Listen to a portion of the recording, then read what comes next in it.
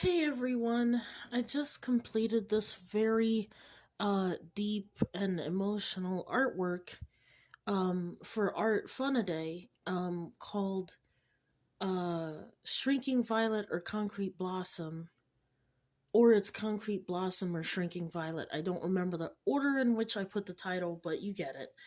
So I didn't have time to draw a bunch of pictures. So I asked, can we do photography? And you all know I love taking pictures of myself and taking many selfies. And so I decided I will do a compilation of my photos of me that tell a story. Now right now I'm just moving through each of them slowly just to give like a brief idea of the transition. And I'll go through each one and explain, what the story is behind them. But these are actually photos of me, the black and white ones. They are screenshots from the video. Hey! The video I used for a Plum 90 film, the opening scene where I'm the black ballerina. And so I was like about 24 in those photos. So I've got like different ages in these photos. I don't really age in the face, so it is hard to tell how old I am in certain photos, but I digress. So in the corners, I have the silver concrete blossoms in uh silver metallic marker, which you can definitely tell it's very reflective.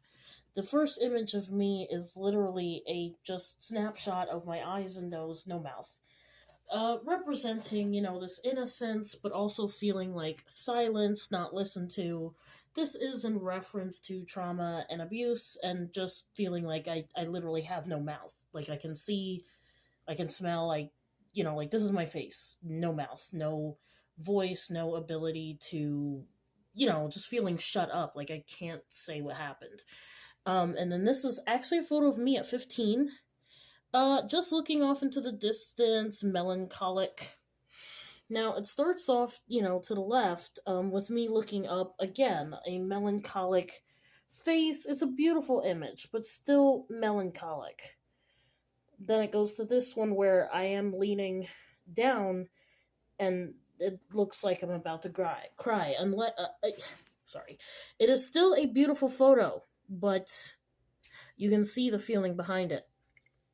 This one, I have the colored hair and the alternative color lipstick, and I'm, just looking up with the clouds in the background. This was taken at Concord Mall, to the sky, looking for hope.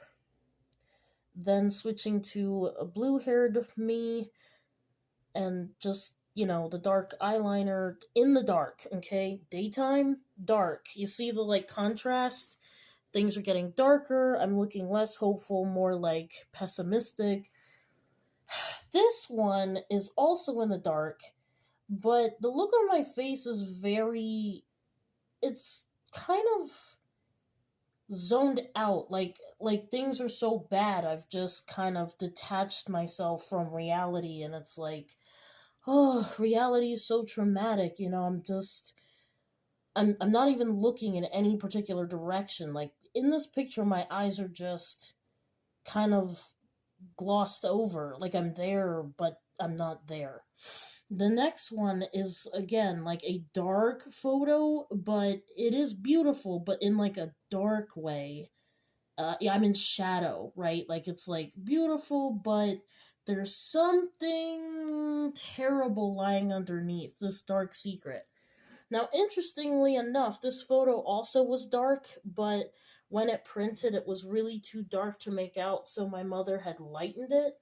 So it's interesting because it's a good juxtapose, right? Because clearly I'm looking down, very ashamed, very sad, also semi-exposed, more like womanly and seductive, but I've got like a wilting rose like by my cheek. This all represents, certain traumas, and just looking away from the camera, but still exposed and having like this dark theme, but the picture is brightened. Like it's a very bright light, representing exposure. Like I don't want to look at the camera. I don't want to be seen, but there's this bright light shining on me, exposing everything without my consent. So then it goes to this very dark place where I took this image in the middle of winter, by mind you, around age 24, at a forest in the background, and it's like very much in shadow to the point that I look completely black almost. Like you can see my shoulder. This one is very similar to that image, but this one is farther away, and this one, sorry, I gotta focus, is coming closer. So it's kind of showing like the shadow me, the lower self me, like this negative, dark, what's the word, like traumatized, abused me, that is lingering, that is like a dark spirit that has manifested from holding on to this deep dark secret. So then I have the picture of me directly in the face, and I'm looking, you can see me, but it's still in shadow, it's still pretty hidden. Like I have become this shadow self.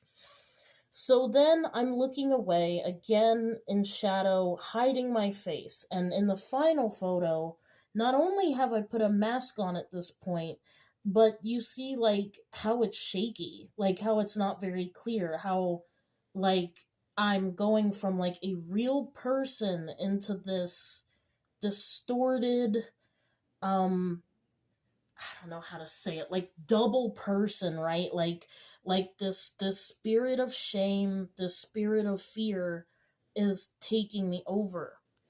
And then again to the left, now instead of just taking over my face, like it's taken over my body, because you can see, the real me right there, but then there's like again this lingering pale shadow. It's like not my higher self, it's not my true self, like this negative shadow me that's taking over. So I start to dance, I start to perform in the mask, in the dark.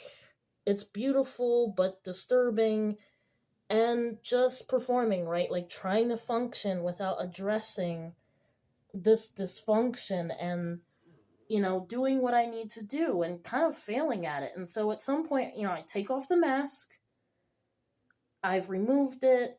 I'm still look very sad. I clearly feel vulnerable and exposed here. And then I move it further away from my face. And then I embrace the darkness, the mistakes, the flaws, the past. And I start to relish in that and embrace it and say, I'm still beautiful despite going through this terrible, terrible, terrible thing. And so now I'm like, you know what? I have embraced um what happened, and I accept it, and I'm going to conquer it, and I'm going to love myself despite that violation. So then it goes into the color. Again, like looking down, eyes closed, the process of healing not being linear, being somewhat painful, not wanting to open my eyes to anyone, not wanting to see myself in the mirror, trying to accept that despite this thing that I'm not ugly, even though I feel like ugly on the inside because of what happened. And then, starting to blossom, looking away, still ashamed, but blossoming and budding. And then there's the concrete blossom right there. And then again, looking away, but really, really making major progress. This picture was actually taken this year when my hair was blue. And then full bloom, which I think I took this photo about 3 years ago. Full bloom me looking directly at the camera, bold, unashamed. I've conquered my demons, I've made it through, and I'm not broken. So now we're gonna we're gonna read what I wrote. So it says, am I a shrinking violet? Um or am I a concrete blossom? And then this says no more sun, no more water, no more soil. Being deprived of what I need. It says, will I grow? Will I bud? Will I blossom? Will I wilt? Will I get plucked? Will the weeds choke me? Will I be ripped out the ground? Will my flower bed be trampled? And then I planted new seeds inside of me. I grew. I planted a new me. Grow. Very powerful piece. I think this would speak to anyone who's been through some kind of traumatic anything, some kind of abuse, some kind of painful memory hurt that just has tormented them for years, given them nightmares, caused a pause in their functioning, a wedge and a obstacle, a hurdle that is getting in the way of them progressing with their lives in a healthy way. So I really feel like this piece is not only for my healing and catharsis, but also really, really speaks to people who've been through this. So I really like the way in which I arrange the pictures because it really tells a very deep story. Fun a Day has you have a picture represent each day. So I have 31 pictures here to represent the month of July. And I love it. I'm very happy with it. And I'm about to drop it off at, what is it? Uh, Grace United Methodist Church because that's the drop off location for today. And yeah, it'll be at the Marriott Courtyard on University of Delaware campus. So very proud.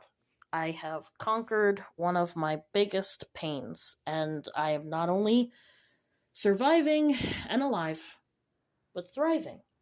And as I said, I planted a new me. Grow.